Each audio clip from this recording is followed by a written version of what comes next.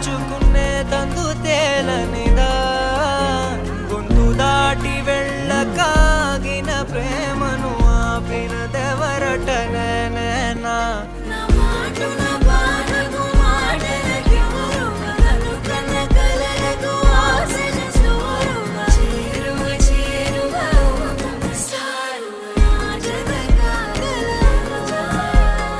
మనసును నడిపిన తొలి తొలి వెలుగు తలపును తడిపిన తొలకరి చిరుగు విరిసిన పెదముల చిరు చిరు నగవుకు నీవే కారణమా.